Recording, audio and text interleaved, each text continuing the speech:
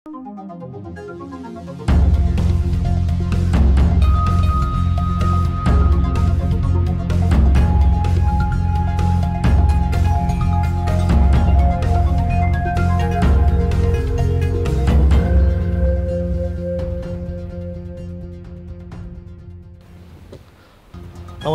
यो news 24 television prime time न्यूजमा स्वागत छ। सत्ता गठबन्धनमा रहेका दलहरूको आन्तरिक किचलोका कारण मन्त्री परिषद विस्तारमा ढिलाइ भइरहँदा सरकारको जनस्तरबाटै आलोचना हुन थालेको छ। दल विभाजन सम्बन्धी अध्यादेश जारी भएपछि एमालेको माधव नेपाल पक्ष र जसपाको महन्त ठाकुर पक्षले फरक दल दर्ता गरेसँगै मन्त्री परिषद विस्तार अझै ढिला हुने भएको छ। एमाले फुटाएर नयाँ पार्टी गठन गर्ने बित्तिकै माधव नेपाललाई सरकारले जिम्मेवारी दिन सुरु गरेको छ। सरकारले आजै बागमती प्रदेश प्रमुख विष्णु शर्मालाई हटाउँदै नेपाल निकट यादव चन्द्र शर्मालाई प्रमुखमा सिफारिस गरेको छ। कोरोना संक्रमणका कारण थलिएको नेपाली अर्थतन्त्रमा बिस्तारै सुधारका सङ्केत देखिन थालेको छ। विभिन्न परियोजनाका लागि लगानी बोर्डले 4 खर्बभन्दा बढी रकम लगानी स्वीकृति गर्ने प्रक्रिया सुरु गरेसँगै यसले अर्थतन्त्र उकास्नमा महत्त्वपूर्ण योगदान दिन सक्ने देखिएको हो। यो सँगै कोरोना अपडेट, स्पोर्ट्स, इन्टरनेसनल र जिल्ला न्युजहरू आजको बुलेटिनमा महत्त्वमा छन्। अब प्राइम टाइम न्युजका हेडलाइन्स।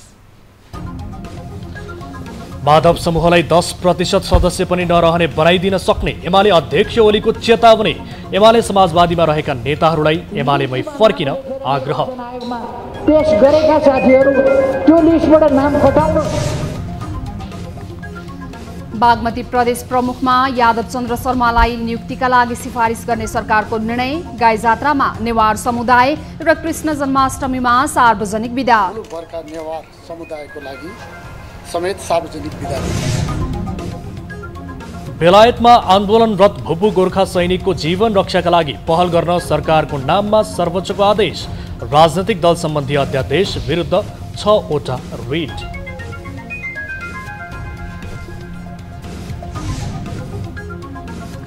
पछिल्लो 24 घण्टामा थप 3075 जनामा कोरोना संक्रमण पुष्टि।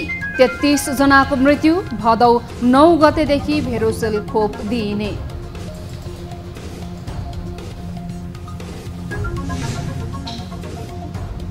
र 6 अर्बभन्दा माथिका परियोजनाहरूमा 1 खर्ब 35 अर्ब रुपैयाँ बराबरको लगानी स्वीकृत। अर्थतन्त्रमा सकारात्मक सङ्केत। डेभलपरहरूसँग, इन्भेस्टरहरूसँग डिल गर्ने सक्ने क्षमता बनाएको छ।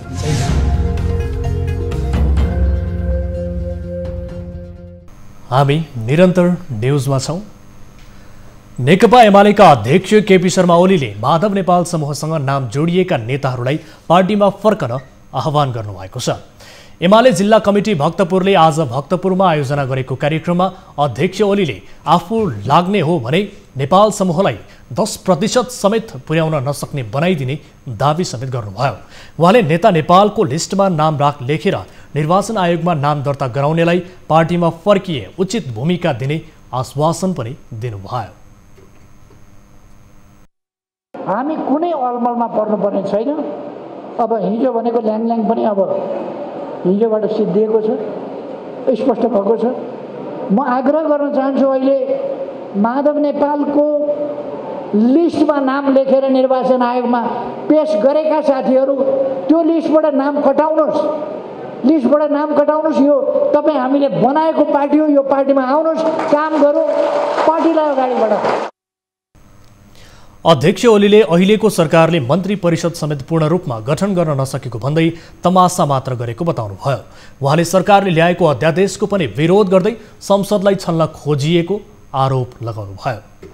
सत्ताधारीहरूका गलत मनसाय, अलोकतान्त्रिक मनसाय, गैर कानुनी मनसाय, कानुन फेरेर गलत काम गर्ने मनसाय, कानुन बमोजिम सरकार चलेन, कानुनलाई भाषांश पारेर, कानुन च्यातेर, संविधान मिचेर अनि सरकार त्यसरी अगाडि।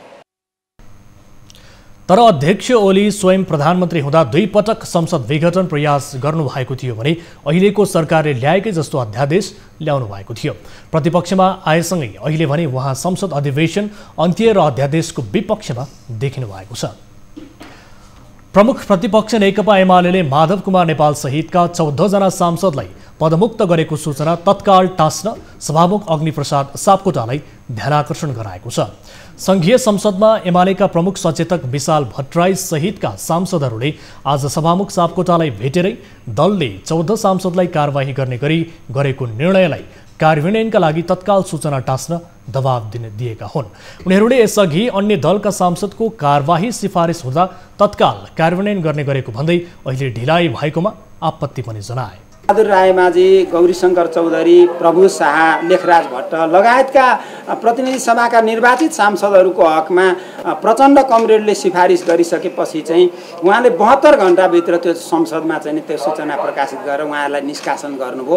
तर नेकपा एमाले गरेको हकमा चाहिँ के कारणले चाहिँ यो विलम्ब भइरहेको छ त भनेर हामीले उहाँलाई प्रश्न गऱ्यौँ र हामीले के आशंका पनि व्यक्त गऱ्यौँ भने यसमा सम्माननीय सभामुखज्यूलाई निर्वाचन आयोगमा दल दर्ता स्वीकृति होस्, माधव नेपालको पहिला फुटिसकोस् अनि दिन्छु भन्ने कुनै छुट छैन। एमाले सांसदहरूले ध्यानाकर्षण गराएपछि सभामुख सापकोटाले छिट्टै निर्णय लिने बताउनु भएको थियो।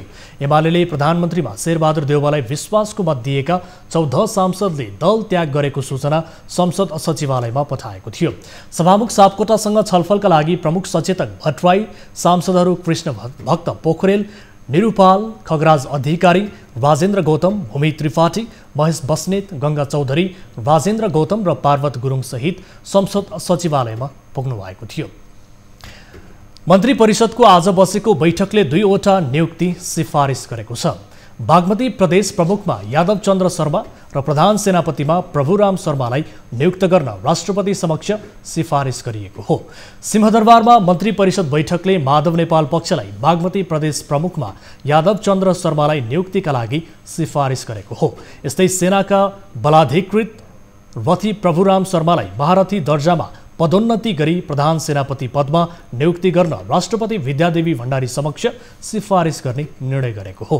त्यस्तै बैठकले सैनिक सेवा 4औं संशोधन नियमावली 2078 स्वीकृत गर्ने निर्णय गरेको सरकारका प्रवक्ता ज्ञानेन्द्र बहादुर कार्कीले जानकारी दिनुभयो। 2078 साल भदौ 7 गते सोमबारका दिन पर्ने गाई जात्रामा काठमाडौँ उपत्यका लागि सार्वजनिक बिदा दिँदै आएकोमा सो अवसरमा मुलुकभरका नेवार समुदायको लागि समेत सार्वजनिक बिदा दिने। त्यस्तै बैठकले भदौ 7 गते गाई जात्राको अवसरमा देशभरका नेवार समुदायका लागि सार्वजनिक बिदा दिने निर्णय गरेको छ। त्यस्तै यस वर्ष भदौ 14 गते पर्ने कृष्ण जन्माष्टमी पर्वमा पनि सार्वजनिक बिदा दिने निर्णय गरेको सरकारका प्रवक्ता कार्कीले जानकारी दिनुभयो। बैठकले काठमाडौँ तराई मधेस द्रुत मार्गको सहायक संरचना निर्माण गर्न मकवानपुरका काल भैरव र गौरी शङ्कर वन क्षेत्रमा परेको 5.22 हेक्टर राष्ट्रिय वन प्रयोग गर्न अनुमति दिने र त्यहाँ रहेको रुट हटाउन स्वीकृति दिएको छ। मन्त्री परिषद बैठकले सहसचिव डिल्लीराम शर्मालाई सचिवमा बढुवा गर्ने निर्णय पनि गरेको छ। नेकपा माओवादी केन्द्रका अध्यक्ष पुष्पकमल दाहाल प्रचण्डले माधव कुमार नेपालको दलले मान्यता पाएकै दिन मन्त्री परिषद विस्तारले पूर्णता पाउने बताउनु भएको छ। समाजवादी केन्द्रले आज काठमाडौँमा आयोजना गरेको कार्यक्रमलाई सम्बोधन गर्दै अध्यक्ष प्रचण्डले बुधबारबाट परिस्थिति नयाँ बनेकाले अब मन्त्री परिषदले पूर्णता पाउने बताउनु भयो।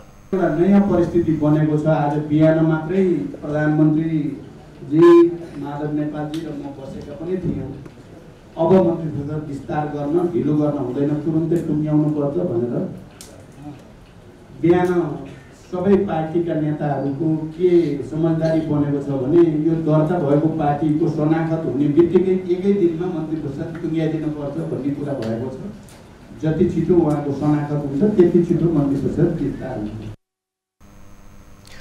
बिहिबार बिहान प्रधानमन्त्री निवास बालुवाटारमा प्रधानमन्त्री शेरबहादुर देउवा, माधव नेपाल र प्रचण्ड बीच भएको छलफलमा समझदारी भएको प्रचण्डले बताउनुभयो।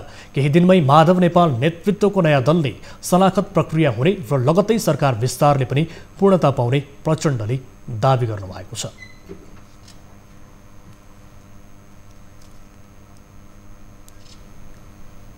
हामी निरन्तर न्यूजमा छौं। सरकारको सिफारिसमा राष्ट्रपति विद्यादेवी भण्डारीले राजनीतिक दल विभाजन सम्बन्धी अध्यादेश जारी गरे लगतै निर्वाचन आयोगमा नयाँ 2वटा दल दर्ताका लागि निवेदन परेको छ। नयाँ दल नेकपा एमाले समाजवादी र जसपा नेपाल लोकतान्त्रिकले निवेदन दिएका हुन्। एक रिपोर्ट।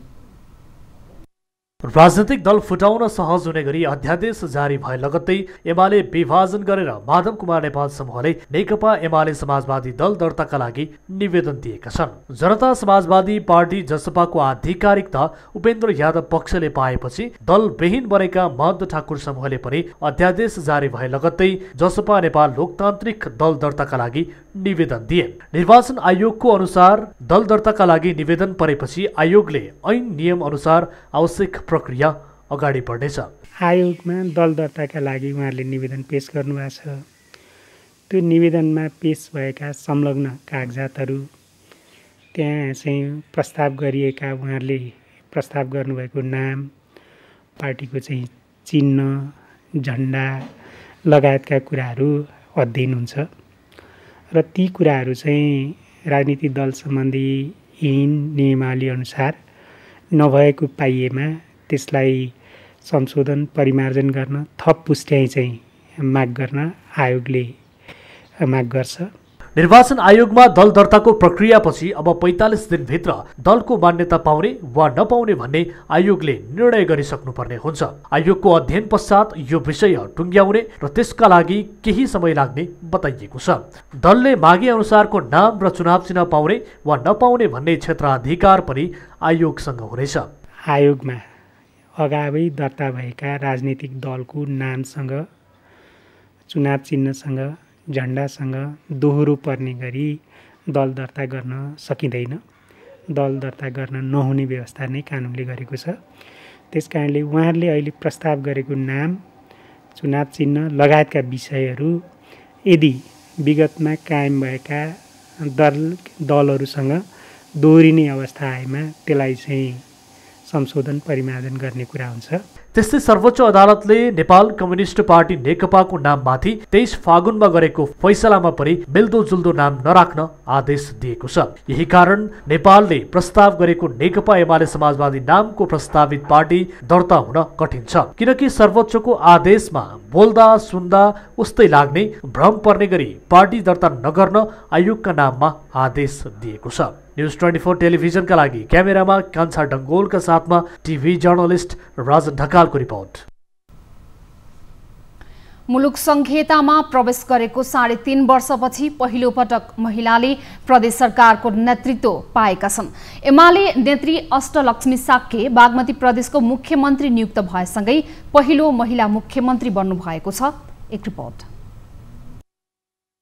बागमती प्रदेशले 2074 को निर्वाचनपछि पहिलो पटक भएको सरकारको नेतृत्व परिवर्तनमा पहिलो महिला मुख्यमन्त्री पाएको छ। बुधबार एमाले नेत्री अष्टलक्ष्मी साक्य बागमती प्रदेशको मुख्यमन्त्री नियुक्ति भएसँगै पहिलो महिला मुख्यमन्त्री बनेकी हुन्।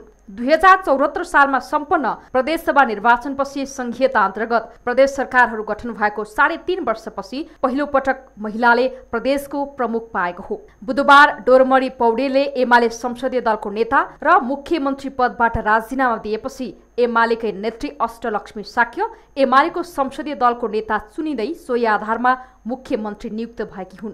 68 वर्षीय साक्य 2036 सालदेखि पूर्णकालीन राजनीतिमा लागिन्। भूमिगत राजनीति गर्दा साक्य 2045 सालमा इलाममा पक्राउ परेकी थिइन्। उनले अखिल नेपाल महिला संघको नेतृत्व समेत सम्हालिसकेकी छिन्। साक्य पार्टीमा सक्रिय महिला नेत्री मध्येमा पर्छिन्। साक्य 2056 र 2071 मा भएको संविधान सभा चुनावमा सांसदमा निर्वाचित भएकी थिइन्। यसअघि 2 पटक मन्त्री भइसकेकी साक्य गत 2074 को सालमा भएको प्रदेश सभामा काठमाडौँ निर्वाचन क्षेत्र नम्बर 8 को खबाट निर्वाचित भएकी हुन्। एमालेको उपाध्यक्ष समेत रहेकी साक्यलाई मुख्यमन्त्री बनाउनका लागि प्रदेशसभा सदस्य बनाइएको थियो। तर एमाले अध्यक्ष केपी शर्मा ओली र माधव कुमार नेपाल बीच विवाद उत्कर्षमा पुगेकाले माधव पक्षका सबै कर्नरमा परे। साक्य पनि माधव पक्षकै भएकाले कर्नरमा पारिन्। निर्वाचन लगत्तै मुख्यमन्त्रीमा दावी गरी साक्यलाई त्यसबेला एमालेको भागभण्डा नमिल्दा डोरमणी पौडेल मुख्यमन्त्री बनेपछि उनी प्रदेशसभा सदस्यमा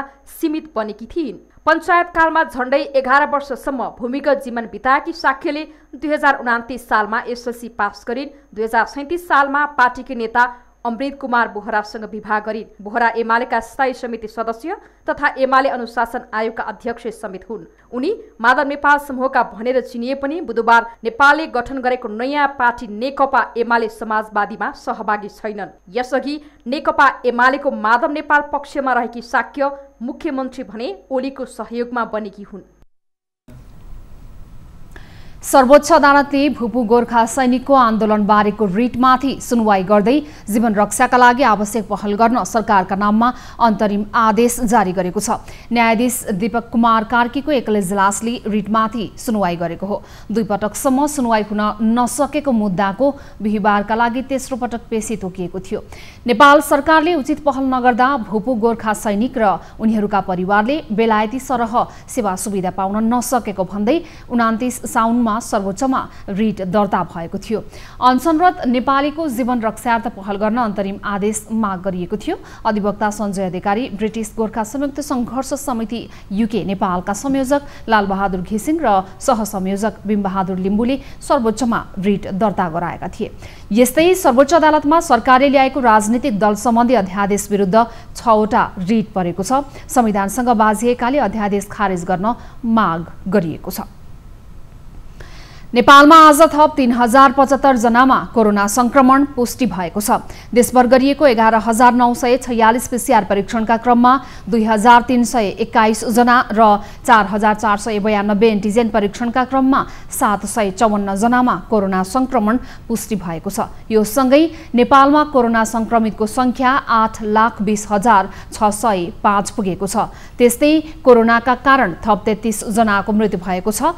हालसम्म नेपालमा 10,429 जनाले कोरोनाका कारण ज्यान गुमाएका छन्। त्यस्तै 2126 संक्रमित निको हुँदा हालसम्म नेपालमा 6,91,299 जना निको भएका छन्। हाल नेपालमा 40,500 सक्रिय संक्रमित आइसोलेसन र 385 जना क्वारेन्टिनमा रहेका छन्। हालसम्म नेपालमा 38,03,015 वटा पीसीआर र 4,16,986 वटा एन्टिजेन परीक्षण गरिएको स्वास्थ्य मन्त्रालयले जनाएको छ।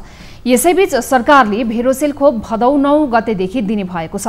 कक्षा 11 र 12 का परीक्षार्थीहरूले प्रवेश पत्र देखाएर भोलिदेखि कोरोना खोप लगाउन पाउने भएका छन्। हामीसँग न्युजहरू अझै बाँकी छन्। समय हो लाइफ बोय हात धुने ब्रेकको।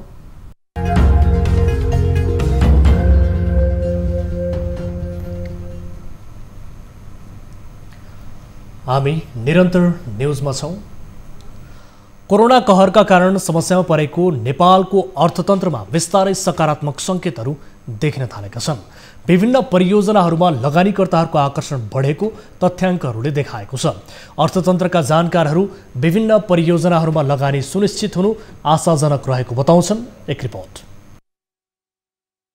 लगानी बोर्डले गत वर्ष मात्रै 6 अर्ब भन्दा माथिका परियोजनाहरूमा 1 खर्ब 35 अर्ब रुपैयाँ बराबरको लगानी स्वीकृत गरेको छ। साथै 1 खर्ब 54 अर्बको लगानी सुनिश्चितता समेत रहेको छ भने करिब 4 खर्ब बराबरको लगानी स्वीकृत हुने प्रक्रियामा छ। करिब 150 अर्ब रुपैयाँ लगानीको 679 मेगावाट अनुमानित क्षमताको तल्लो अरुण जलविद्युत परियोजना विकासका लागि छनौट गरिएको विकासकर्तासँग लगानी बोर्डको समझदारी समेत भइसकेको छ।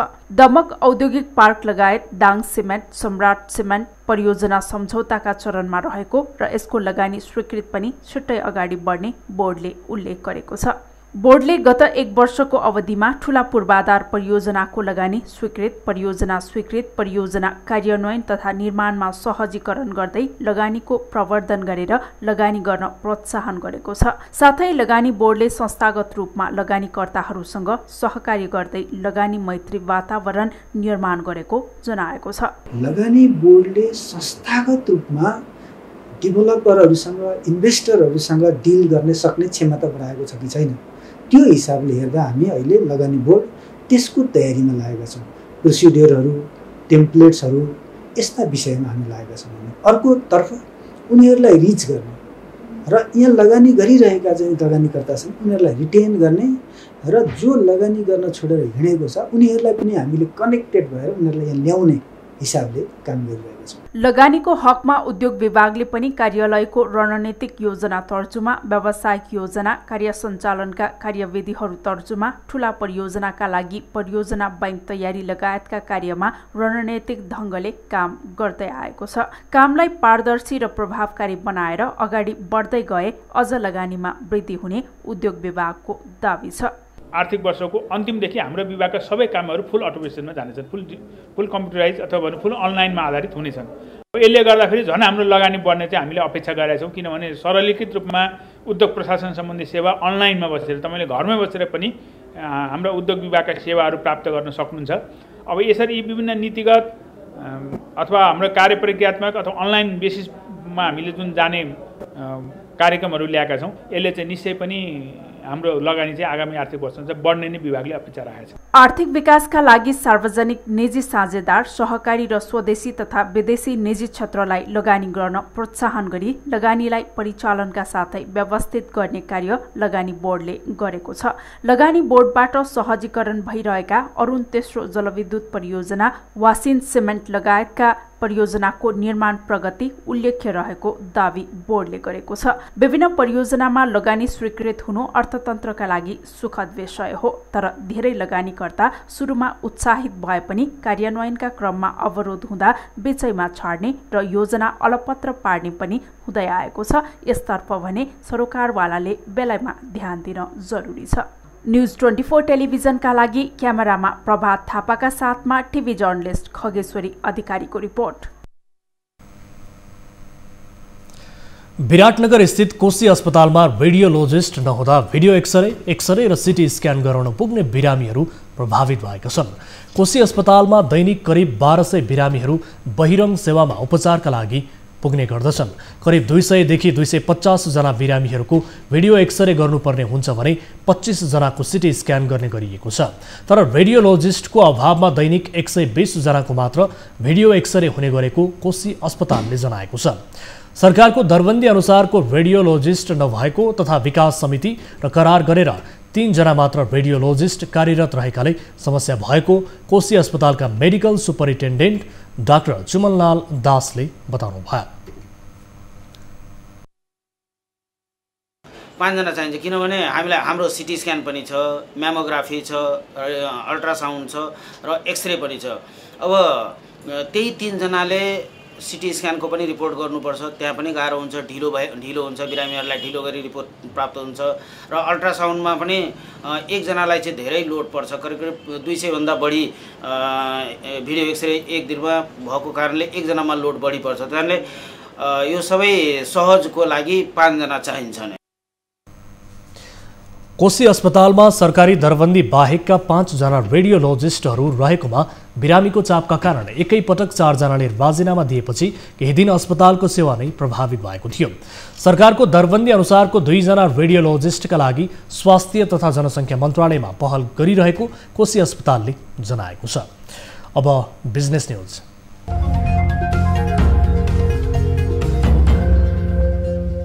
बुधबार 38.28 अङ्कले बढेर हालसम्मकै उच्च बिन्दु 3198.60 बिन्दु कायम गर्न सफल नेप्से परिसूचकमा बिहिबार दोहोरो अङ्कले गिरावट आएको छ। नेपाल स्टक एक्सचेन्जका अनुसार साताको अन्तिम कारोबार बिहिबार नेप्से परिसूचक 18 अङ्कले घटेर 3180 बिन्दुमा झरेको छ। त्यसैगरी क वर्गका सेन्सिटिभ इन्डेक्स समेत अधिकतम 8 अङ्कले घटेर 590 बिन्दुमा झर्न पुगेको छ। बिहिबार व्यापार, निर्जीवन बीमा, जीवन बीमा, माइक्रो फाइनान्स बाहेकका सबैजसो उपसमूहहरू ऋणात्मक भएका छन्। अधिकतम 18 अङ्कले घटेको बजारमा कारोबार रकम पनि घटेको छ। नेपाल स्टक एक्सचेन्जका अनुसार बिहिबार कुल 229 कम्पनीका 3 करोड 9 लाख किता माथिको सेयर किनबेच हुँदा 20 अर्ब 49 करोड 92 लाखको कारोबार भएको छ। नेपालको अर्थतन्त्रमा पछिल्लो पटक निर्यातजन्य वस्तुको उत्पादनमा कमी आउँदा निर्यातजन्य उद्योग कमजोर हुँदा बढ्दो आयातबाट व्यापार घाटा चुलिएको छ। हाल नेपालले 110 भन्दा बढी राष्ट्रसँग 900 भन्दा बढी वस्तुहरूको निर्यात गर्दै आएको छ। नेपालमा उत्पादित निर्यातजन्य वस्तुको निर्यात सहज नहुँदा निर्यात व्यापार खस्किएको हो। निर्यातजन्य वस्तुहरूको गुणस्तरमा वृद्धि गरेर निर्यातजन्य वस्तुलाई विश्व बजारमा प्रतिस्पर्धी बनाउन सरकारले सहज वातावरण निर्माण गर्न व्यवसायीहरूले माग गरेका छन्। जसरी कृषिलाई जसरी सहयोग सरकारले दिएछ भने निर्यातमा दिएको छैन।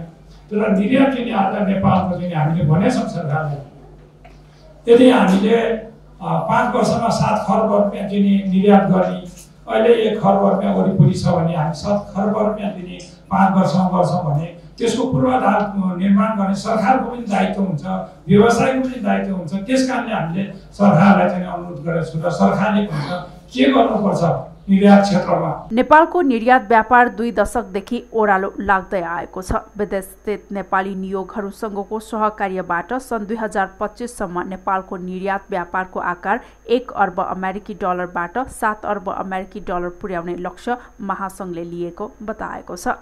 निर्यातजन्य उद्योगका समस्यालाई समाधान गर्न व्यवसायीहरूले माग गरेका छन्। एयरलाइन इन्डस्ट्री लगभग बन्द छ, होटल इन्डस्ट्री पनि लगभग बन्द छ। त्यो पछि कन्स्ट्रक्सन सेक्टर बढ्ने भएन। अब नेपाली धेरै इन्गेज भएको काम पाएर त्यही सेक्टर अब फेरि थर्ड भेरिएन्ट पनि आइदियो भने कति नेपाली फर्केलान् अनि यहाँ चाहिँ के होला भनेर अब पोलिटिकल लिडरसिपदेखि लिएर ब्युरोक्रेटिक लिडरसिपमा नि अब यो खालको डर आएको छ। अब यसलाई तपाईँको समाधान गर्ने भनेको त उत्पादन निर्यात बढाएर मात्रै हो भन्ने कुरा सैद्धान्तिक रूपमा त सबै छ। नेपालको निर्यात व्यापारलाई बढाउन निर्यातजन्य वस्तुहरूको सूची निर्माण, मौलिक वस्तुहरूको बजारीकरणको योजना बनाएर गन्तव्य मुलुकहरूको पहिचान गरी ओह्रालो लागेको निर्यातलाई बढाउन सरकारले सहयोग गर्नुपर्ने माग निर्यात व्यवसायीहरूले गरेका छन्। विगत 2 दशकदेखि सुगन्धित अगरबत्तीका ब्रान्डहरू उत्पादन गर्दै आइरहेको सावित्री कञ्चनजङ्घा अगरबत्तीले विभिन्न प्रकारका अफर र स्किमहरू ल्याएको छ। सावित्री अगरबत्तीले ग्राहकहरूको लागि सावित्री कञ्चनजङ्घाले सुवासको उपहार धमाकेदार उपहार अफर ल्याएको हो। सावित्री कञ्चनजङ्घा अगरबत्तीको हरेक बट्टाको खरिदमा ग्राहकहरूलाई 50 रुपियाँसम्मको आकर्षक उपहार योजना ल्याइएको छ। घर तथा मठ मन्दिरमा पहिलो रोजाइमा बनेको कञ्चनजङ्घा अगरबत्ती उच्च स्तरको कच्चा पदार्थमा आकर्षक प्याकिङमा बजारमा उपलब्ध भएको जनाएको छ। सावित्री कञ्चनजङ्घा अगरबत्तीको 50 भन्दा बढी सुगन्धित ब्रान्डका अगरबत्ती उत्पादनमा रहेको कम्पनीले जनाएको छ।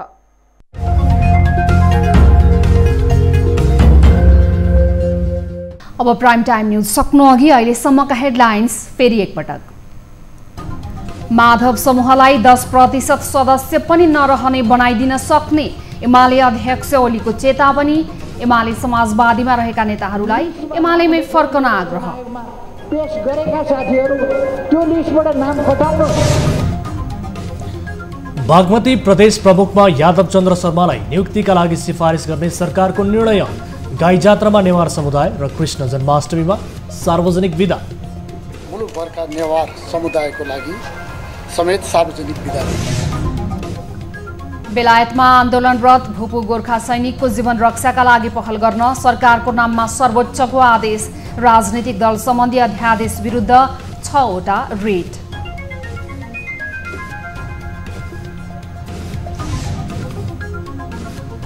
पछिल्लो 24 घण्टामा थप 3075 जनामा कोरोना संक्रमण पुष्टि। 33 जनाको मृत्यु। भदौ 9 गतेदेखि भेरोसेल खोप दिइने।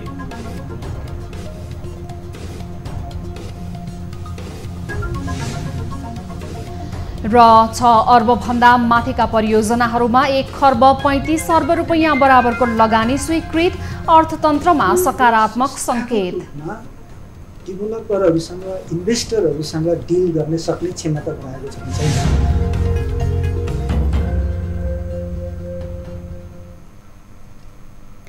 प्राइम टाइम न्यूज अहिलेलाई यति नै। ताली र गालीका लागि हामीले सोधेको प्रश्नको अन्तिम परिणाम यसपछि प्रसारण हुने कार्यक्रम सीधा कुरा जनतासँगमा हेर्न सक्नुहुनेछ। थप न्यूजका लागि हाम्रो वेबसाइट www.news24nepal.com हेर्नुहोला। साथै हामीलाई फेसबुक, ट्विटर र युट्युबमा पनि फलो गर्न सक्नुहुनेछ।